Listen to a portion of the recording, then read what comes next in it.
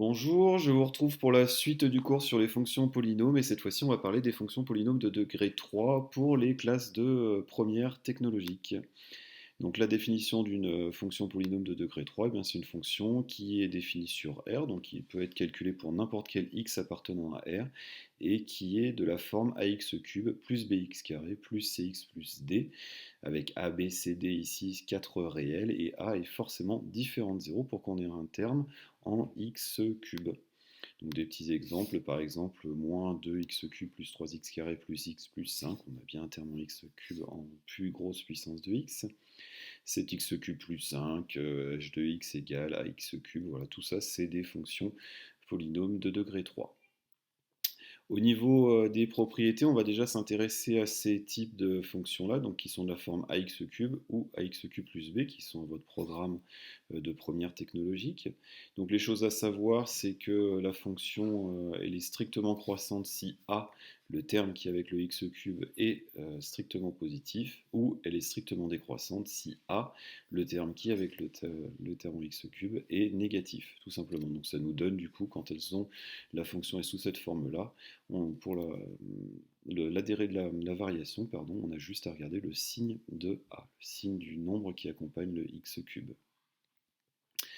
Dans la fonction ax³ plus b, le b il fait un décalage en fait vertical de la courbe, un petit peu comme on avait vu pour les fonctions de degré 2, et on va justement tout de suite voir ça un petit peu plus concrètement avec un petit dessin. Donc là je vous ai fait une courbe, représenter une courbe qui est de la forme ax³ plus b, et je peux faire varier en fait mes deux paramètres.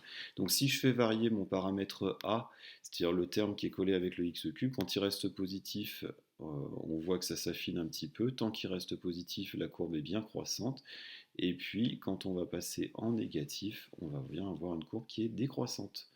Voilà, je vais le repositionner par exemple pour a égale 2, donc 2x³, et puis mon plus b, ce nombre-là, il me fait mon décalage en fait vertical de ma fonction.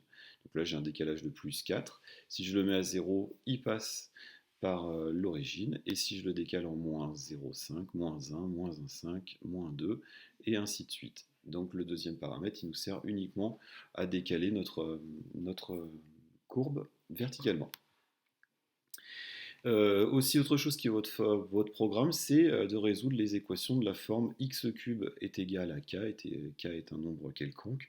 C'est assez simple, mais ça va nous permettre de voir une chose, des racines cubiques que vous n'avez pas forcément encore vues.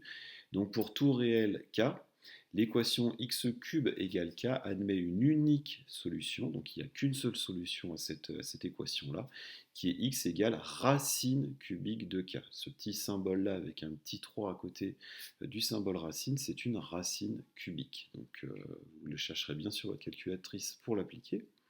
Des petits exemples, par exemple, voilà, vous avez trois équations à résoudre avec du x³ à l'intérieur, et on vous demande de résoudre x³ égale 4, x³ égale moins 8 et x³ plus 5 égale 8. Et bien comment on fait pour la première x³ égale 4, eh bien c'est simple, on dit la solution c'est la racine cubique de 4 qu'on note comme cela et c'est environ égal à 1,59. Pour la 2 c'est exactement la même chose. La solution c'est la racine cubique, il manque un L, de moins 8, c'est-à-dire racine cubique de moins 8, et ça fait moins 2. Moins 2 fois moins 2 fois moins 2 au cube, c'est égal à moins 8. Et enfin, le dernier, on ne va pas y aller directement, on va déjà enlever le plus 5 ici, et après pouvoir passer en racine cubique. Donc du coup, j'ai x³ plus 5 qui est égal à 8, qui revient du coup à résoudre x³ égale 8 moins 5, c'est-à-dire x³ égale 3. Et la solution de x³ égale 3, c'est racine cubique de 3 qui fait environ 1,44. Voilà. Maintenant, on va passer à l'autre cas d'étude de degré 3 que vous devez connaître, c'est les fonctions qui sont sous cette forme-là, a fois x moins x1 fois x moins x2 fois x moins x3.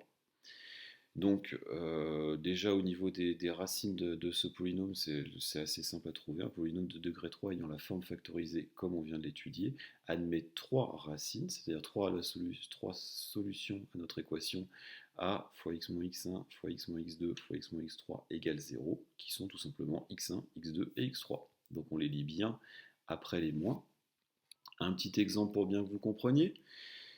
Si j'ai les racines du polynôme, si je cherche les racines du polynôme moins 2 facteur de x plus 0,5 facteur de x plus 1 facteur de x moins 1, on me les demande, et bien ce que je vais faire déjà apparaître les moins. Ils sont importants, il faut obligatoirement et prendre cette habitude-là de les faire apparaître. Donc c'est ce que je vous ai mis. On fait apparaître les moins ici quand on a des plus en remplaçant les plus tout simplement par moins, moins, en séparant bien les deux moins par une parenthèse.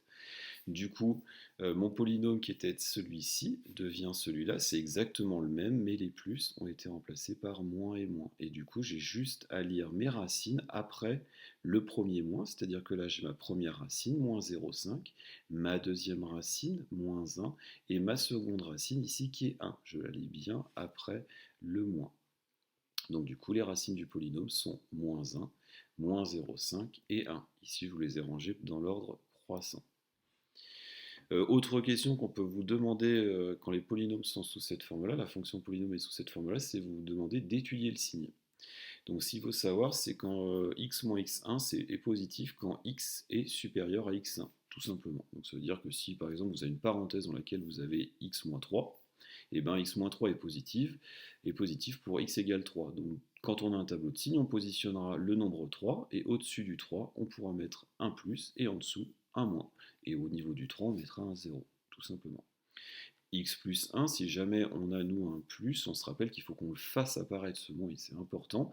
Donc le plus, je le remplace par moins, moins, et du coup x plus 1, qui est aussi égal à x moins, moins 1, est positif pour x plus grand que moins 1. Faites bien attention à ça, quand il y a un plus, on fait apparaître les moins pour ne pas se tromper.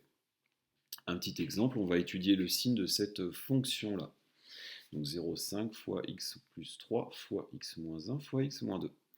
Donc on va déjà bien trouver les racines pour ne pas se tromper. Donc pour trouver les racines, on fait apparaître les moins s'il y a besoin. Ici on voit qu'il y a le plus 3 qu'il va falloir modifier. Donc le plus 3, je le remplace par moins, moins 3. Et du coup mes racines, ça devient c moins 3, 1 et 2. Donc ça c'est important parce que ça va être les points importants de notre tableau. Ensuite, on travaille notre tableau. Dans notre tableau, de quoi il est constitué? Il est constitué d'une ligne X où on va mettre notre intervalle d'étude. Donc là, nous, on va être entre moins l'infini et plus l'infini. Parfois, vous pouvez être entre 0 et 60, suivant ce que vous êtes en train d'étudier. Ensuite, une ligne par facteur à l'intérieur de mon expression. Donc là, j'ai 4 facteurs, donc je vais mettre les 4. Je mets aussi ce nombre-là, parce que même s'il ne va pas changer de signe, des fois il peut être de signe négatif. C'est important de voir son influence dessus. Ensuite, j'ai juste une ligne qui va me synthétiser ça, c'est-à-dire qui représente toute mon expression pour faire la synthèse de ça, colonne par colonne, comme on le verra en appliquant la règle des signes. Une fois que je suis là, je place déjà mes nombres caractéristiques, mes racines, moins 3, 1 et 2, et je fais des petits traits pour bien séparer mes colonnes. Et ensuite, ligne par ligne, je vais aller placer les zéros et les signes, suivant les signes, comment ils évoluent. Donc 0,25, c'est assez facile, c'est tout le temps positif, je mets des plus partout. X plus 3, il vaut 0 quand x est égal à moins 3. Et ensuite, on a dit qu'il était positif quand x était plus grand que moins 3. Donc on va venir placer des plus ici et là, et des moins ici. Ça nous donne cette ligne-là. X moins 1 est égal à 0 quand x vaut 1, donc je place un 0. X moins 1 est positif quand x est plus grand que 1, donc on va venir passer des plus ici, et des moins ensuite avant. X moins 2 vaut 0 quand x est égal à 2, donc je place un 0 là. Et il est positif quand x est plus grand que 2, donc vous avez compris que là, on va placer un plus et le reste des moins. Et maintenant, colonne par colonne, on va pouvoir appliquer la règle des signes. On va déjà reporter les zéros pour le moins 3, 1 et 2. Et ensuite, je vais appliquer ma règle des signes. Première colonne, ici, on voit que j'ai moins et moins qui font plus fois moins qui fait moins et plus qui fait moins. Ça me donne globalement un signe moins. Je passe à la deuxième colonne, moins et moins qui font plus et plus qui font plus et plus qui font plus. Autre remarque, vous pouvez aussi plus simplement vous calculer le nombre de signes moins qu'il y a dans votre colonne.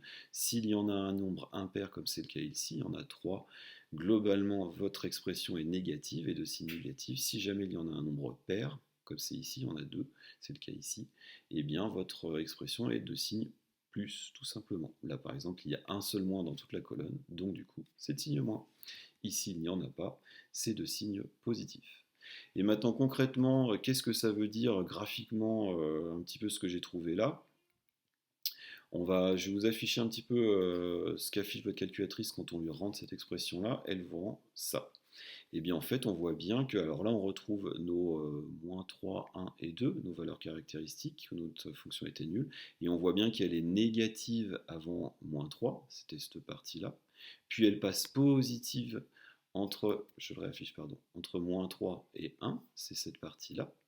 Ensuite, elle est négative dans cette partie-ci, puis positive de nouveau. Donc on peut retrouver ce résultat graphiquement. Voilà, je vous remercie d'avoir suivi cette vidéo. Au revoir.